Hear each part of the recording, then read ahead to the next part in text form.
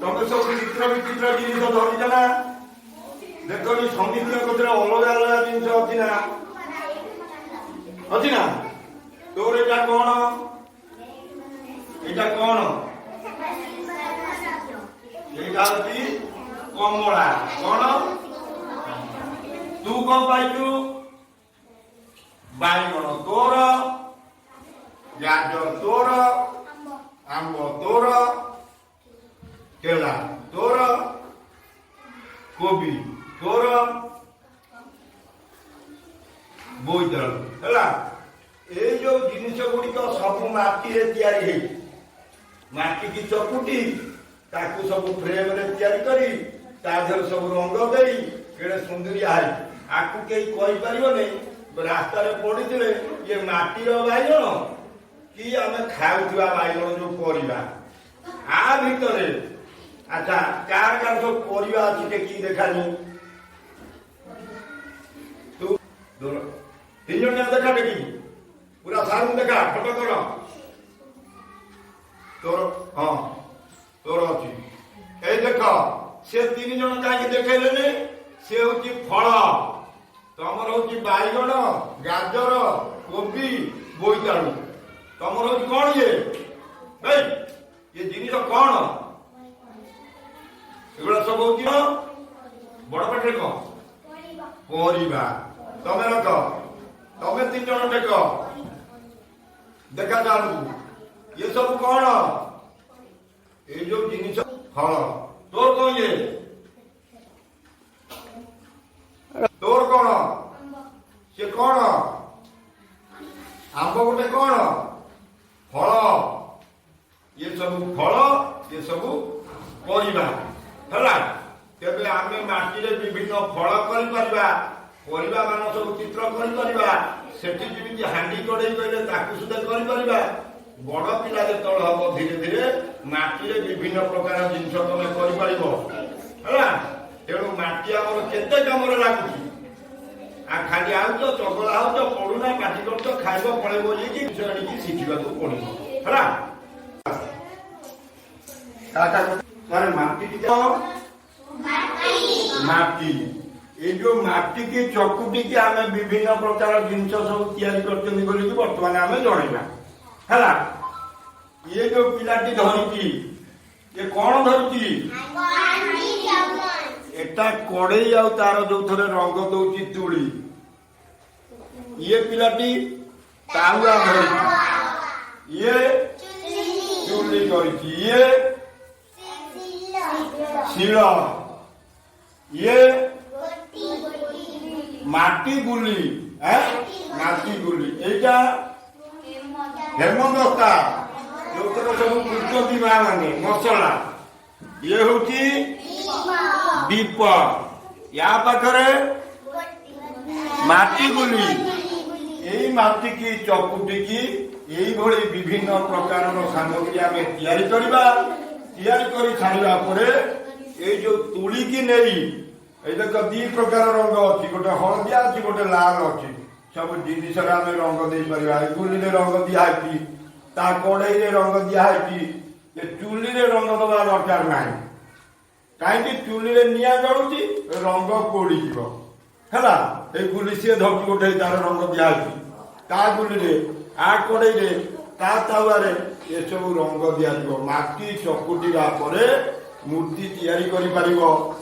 କଡେଇ, ତାୱା, ହାଣ୍ଡି, ଚୁଲି, ହେମଦସ୍ତା, ଦୀପଦାନୀ, ଧୂପଦାନୀ, ମାଟି ଗୁଲି ଆଉ ତମର ଶିଳ ମଧ୍ୟ ତିଆରି କରିପାରିବ ହେଲା। ଆଚ୍ଛା ତୁ କହନି କେମିତି କଲୁ ଏଟାକୁ? ଆଗେ ମାଟି ଚକୁଟିକି କେମିତି କଲୁ ସେଟା ତିଆରି? ତା ଦେହରେ ଭାତ। ତୁ କହନି ଏଟାକୁ କେମିତି କଲୁ? ତା ଭିତରେ ଜାଳ ଦେଇ ଭାତ ଦେହରେ ରନ୍ଧା ଯିବ। ତୋର କଣ କେମିତି କାହିଁ କଲୁ? ଗୁଲି କାହିଁ କରୁଛୁ? ମାଟିର ଗୁଲି ଗଣିକି ତା ଦେହରେ ମିଶାଣ କରିପାରିବ, ଫେରାଣ କରିପାରିବ, ଖେଳି ପାରିବ, ସବୁ କାର୍ଯ୍ୟ ତା ଦେହରେ ହବ। ତୋର ସେଟା କାହିଁକି ହେଇଛି? ମସଲା କାହିଁ ତୋର ହେଲା ମସଲା ତିଆରି କରୁ ତା ଦେହରେ ବିଭିନ୍ନ ପ୍ରକାର ଜିନିଷ ଅଦା ପିଆଜ ରସୁଣ ଲଙ୍କା ଦେଇକି ଛେଚିକି ମସଲା ତିଆରି ହବ। ତୋର ସେଟା କାହିଁକି ହେଇଛି ପୂଜା କରିବା ପାଇଁ ଗୁଡ୍। ତେଣୁ ତମେ ସବୁ ଜାଣିଗଲ ମାଟିରେ କେତେ ଗୁଡିଏ ଜିନିଷ ତିଆରି ହଉଛି ଆମେ ଜାଣିଲେ। ଆକୁ ଛାଡିକି ମାଟିରେ ବିଭିନ୍ନ ପ୍ରକାର ମୂର୍ତ୍ତି ତିଆରି ହଉଛି, ଠାକୁର ମୂର୍ତ୍ତି ହଉଛି, ଆଲାକ ମୂର୍ତ୍ତି ବି କରିପାରିବ। ଯାହାକୁ ଜିନିଷ ତିଆରି କରି ସେଥିରେ ରଙ୍ଗ ଦେଇ ବିଭିନ୍ନ ପ୍ରକାର ଜିନିଷ ଆମେ କରିପାରିଲେ। ତେଣୁ ମାଟି ଆମର କେତେ କାର୍ଯ୍ୟରେ ଲାଗୁଛି ସେଇଥିରୁ ଆମେ ଅନୁମାନ କରିକି ଜାଣିପାରିବୁ ହେଲା। ଆଉ ତମେ ଘରୁ ସବୁ କଣ କରିବ ପିଲାମାନେ, ମାଟିର କିଛି ଜିନିଷ ଖରା ହେଲେ ମାଟିକି ଚକୁଟିବ, ତା ଦେହରେ ସବୁ ବିଭିନ୍ନ ପ୍ରକାର ଏଭଳି ଆଉ ସବୁ ଜିନିଷ ତିଆରି କରିକି ଆଣିବ।